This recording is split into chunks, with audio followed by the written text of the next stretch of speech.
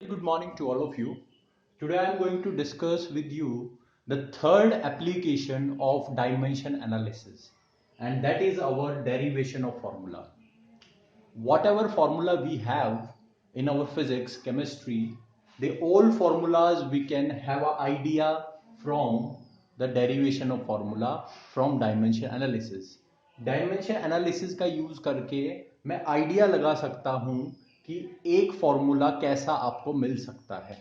जैसे force equal to m a, ठीक है, फॉर्मूला होता है अपना, तो उस फॉर्मूले को हम ड्राइव कर सकते हैं यूजिंग डेरिवेशन ऑफ फॉर्मूला। ठीक है, तो यहां पर यूज कैसका होता है, मतलब किस कंसेप्ट का हम यूज करते हैं। सबसे पहले here we make use of principle of homogeneity.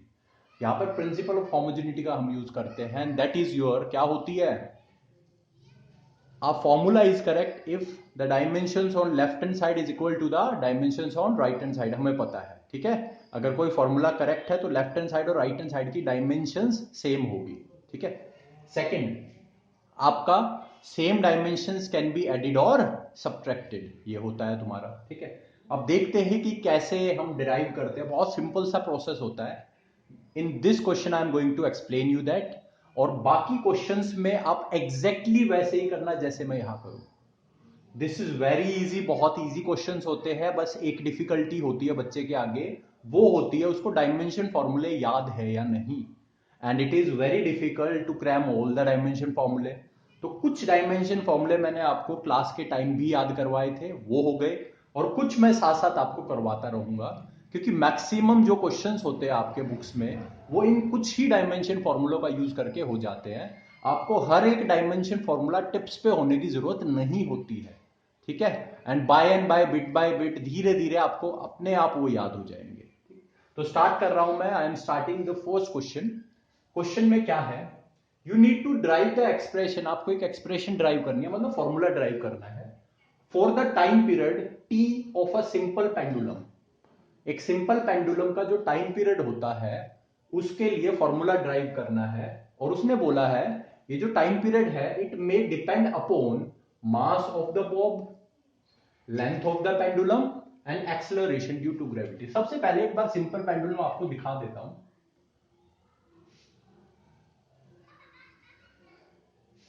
This is your simple pendulum, this is the support where I have tied the pendulum, जहां पे मैंने टाई किया है। This is the string with the help of which I have tied a bob. इसको हम Bob बोलते हैं, B O B, Bob. ठीक है, जनरली स्फेरिकल शेप का होता है आपका, और यहां से लेके बॉब के सेंटर तक लेंथ कंसीडर होती है आपकी पेंडुलम की। So this is the length of the pendulum. ठीक है, बॉब के सेंटर तक जाते हैं हम। ठीक, तो ये लेंथ हो गई पेंडुलम की, ये आपका बॉब हो गया जिसका मास आपको गिवन है कैपिटल एम, फॉर्मूले में गिवन है। ठीक है, और उसके बाद एक्सेलरेशन ड्यू टू ग्रेविटी क्यों है यहां पर, क्योंकि ये हवा में लटक रहा है and when it is in the air the gravity is acting on it. जब ये ऑसिलेट करेगा, मैं इसको पकड़ के एक साइड पे, if I pull this pendulum and release it, then it will start oscillating like this, to and fro, to and fro. So the gravity, because of gravity, it is going to and fro. The gravity is attracting it towards it. That's why it is coming downward. Then due to inertia of motion, it is going away. Then again gravity is attracting downward. Then due to inertia of motion, it is going here. So gravity plays a very important role in the motion of pendulum. अब start करते हैं, आपका question कैसे करना है। Pendulum के बारे में कुछ मैंने आपको बता दिया। ठीक है, now let's begin your question, how we are going to solve the question. बहुत सिंपल अप्रोच है, सेम अप्रोच अप्लाई करना बाकी क्वेश्चंस में भी। देखो, you need to find the formula for time period, तो लिखो सबसे पहले टाइम पीरियड। उसके बाद उसने लिखा है विच में डिपेंड अपॉन, डिपेंड अपॉन। ये डिपेंड अपॉन को यहां पर हम कैसे लिखते हैं, इस तरह से। डिपेंड अपॉन का मतलब आपको यहां दिमाग में रखना है proportional. So the time period of pendulum depend upon means proportional to the mass, mass के प्रोपोर्शनल है एम।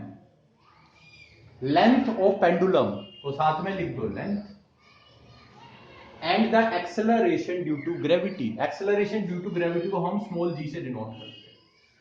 ठीक है, तो क्वेश्चन से जो भी चीजें मुझे मिलनी थी वो मिल चुकी है। अब क्वेश्चन मेरे किसी काम का नहीं है, मेरे पास जो मुझे इंफॉर्मेशन चाहिए थी मिल चुकी है। Time period depends upon mass, length and acceleration due to gravity. अब सुनो, कोई भी फॉर्मूला होता है आपका, उस फॉर्मूले में आपकी पावर जरूर होती है ना। जैसे F equals to m a है, उसमें मास और एक्सेलरेशन के ऊपर 1 पावर है। ऐसे ही आपका फॉर्मूला है, जैसे आपने सीखा हुआ है work done equals to force into displacement, तो यहां पे भी पावर 1 है आपकी। ठीक है, तो इस तरह से आपको ध्यान रखना है, जो भी आपका फॉर्मूला होता है उसमें फिजिकल क्वांटिटीज के ऊपर पावर जरूर होती है, तो यहां पे भी हम पावर लगा देते हैं। ठीक है, तो m के ऊपर मैंने पावर a ले ली, l के ऊपर b ले ली और g के ऊपर c ले ली। पावर्स क्यों लगा रहा हूं? बिकॉज देखो, हमें डायमेंशन एनालिसिस, डायमेंशन फॉर्मूलों का यूज करके इस क्वेश्चन को करना है। That's why I am going to use the powers. ये डायमेंशन का काम करेगी एक तरह से बाद में। ठीक है, चलो, अब whenever we remove this proportionality we always get a constant, हमें constant मिलता है। ठीक है, तो पहले इसको रिमूव करते हैं। तो मैंने मान लिया कांस्टेंट k मिला, और ध्यान रहे we do not have any dimension formula for a constant. Constant के लिए कोई भी डायमेंशन फॉर्मूला नहीं होता है। लेंथ की पावर b, g की पावर c। ठीक है, so till now what we have done, time period of a pendulum depends upon mass of the bob, length of the pendulum and acceleration due to gravity. ठीक है, पहले लिख दिया मैंने, फिर उनके ऊपर पावर a b c लगा दी। ठीक है, इस तरह से। फिर जब इसको रिमूव किया मैंने, then I get a constant, I get a constant k। ठीक है, अब नेक्स्ट काम अपना क्या रहेगा? नेक्स्ट काम होता है, क्योंकि हमें डायमेंशंस का यूज करना है, तो डायमेंशन फॉर्मूला को एक बार लिख देते हैं। तो writing the dimension formula on both the sides, जितनी भी आपको फिजिकल क्वांटिटी गिवन है सबका डायमेंशन फॉर्मूला लिख दो।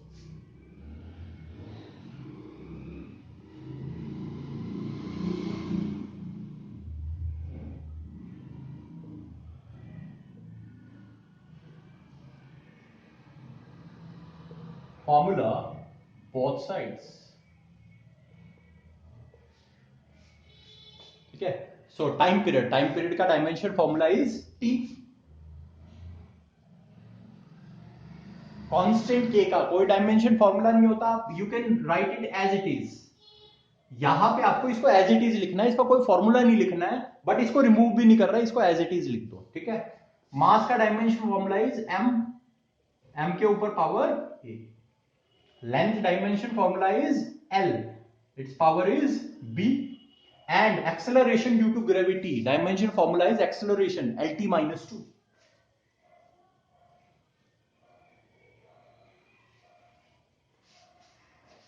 ठीक है, so what we have done till now, your time period हमें यहां से पता चल गया, depends upon means proportional to mass, length and acceleration due to gravity. फिर इनके ऊपर I have written the powers A B C, अगर एक और होता तो डी लिख देता। फिर when we remove it we get a constant K. इसके बाद क्योंकि हमें डायमेंशन एनालिसिस का यूज करना है, डायमेंशन का यूज करना है, तो डायमेंशन फॉर्मूले लिख दिए दोनों तरफ इस तरह से। अब अगला टास्क है हमारा, जो मास है उसको एक साथ कर लो, लेंथ देखो यहां भी है लेंथ, यहां भी लेंथ है, लेंथ को एक साथ कर लो, टाइम को एक साथ कर लो। ठीक है, मतलब सेपरेट कर दो मास लेंथ टाइम को। तो you have T over here, this is your constant, it will remain as it is. मास,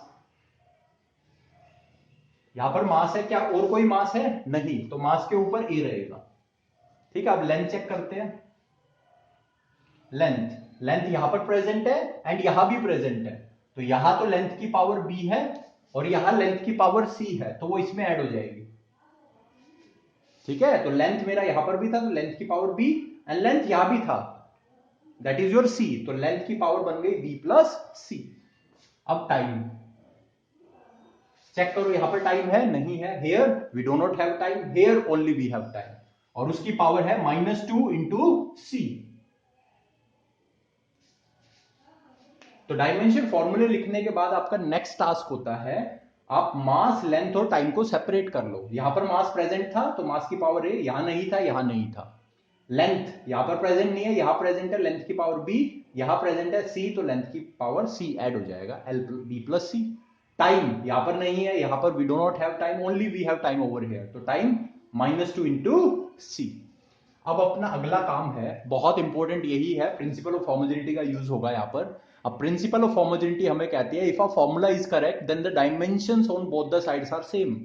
ठीक है, अब क्योंकि ये फॉर्मूला करेक्ट है, क्योंकि वो ड्राइव करने के लिए आपको बोल रहा है, it means the formula is correct.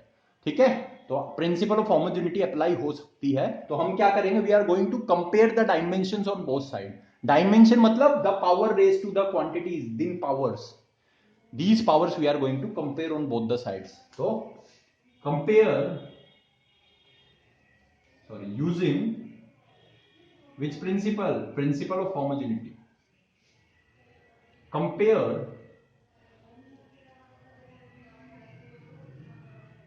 powers, compare dimensions,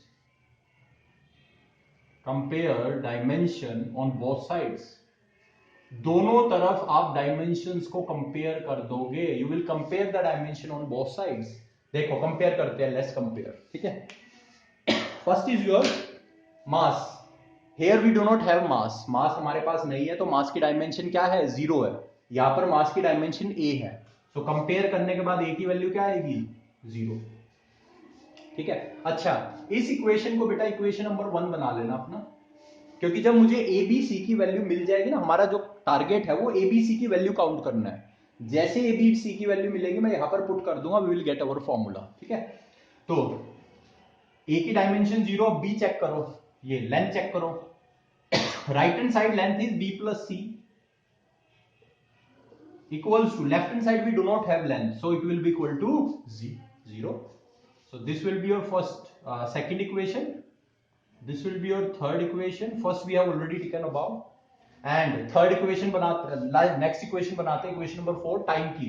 here we have time minus 2c, it will be equal to, here we have time power 1, dimension is 1, this will be your fourth equation। ठीक है, तो इस step के बाद अपना काम होता है मास लेंथ टाइम को सेपरेट करने के बाद आपको प्रिंसिपल ऑफ होमोजेनिटी का यूज करके कंपेयर करना होता है डायमेंशंस को both sides.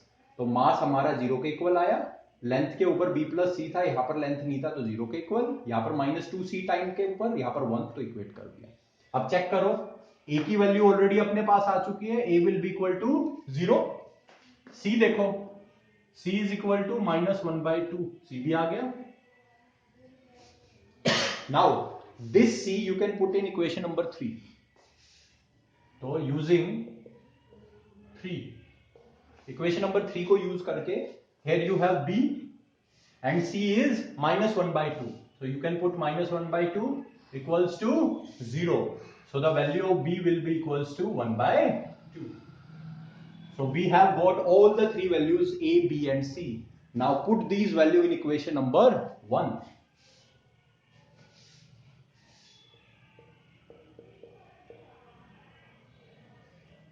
so put values of a b c in equation number 1, equation 1 में पुट कर दो।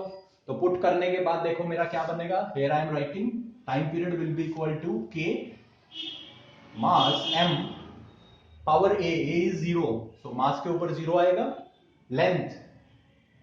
length power is b, so 1/2, and g power is c is -1/2, so here you will get -1/2।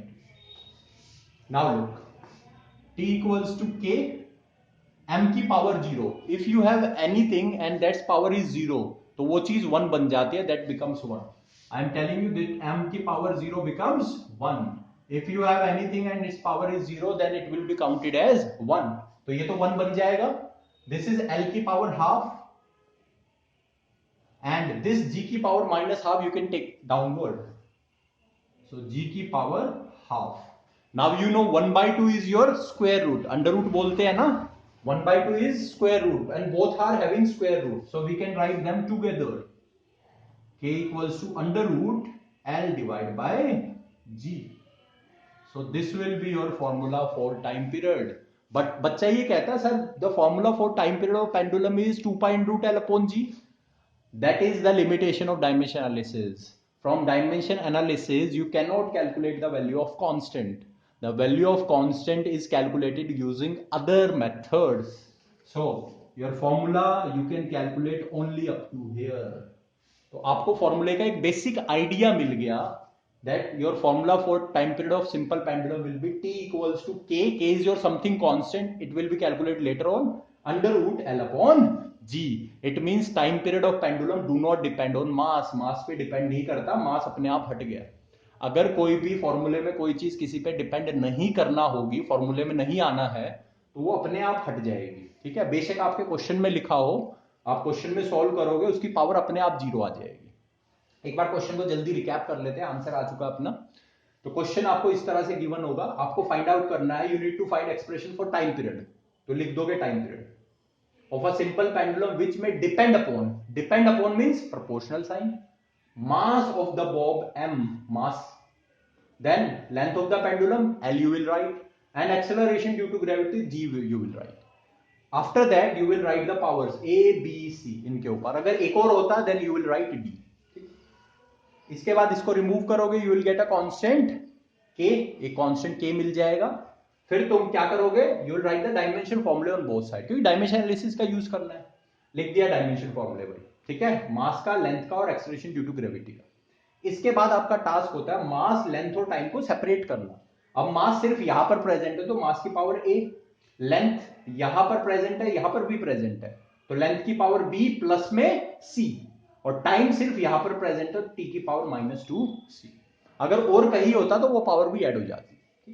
तो using principal of homogeneity अब हम क्या करेंगे, dimensions जो है ना ये पावर्स, इनको कंपेयर करेंगे दोनों तरफ, दोनों साइड।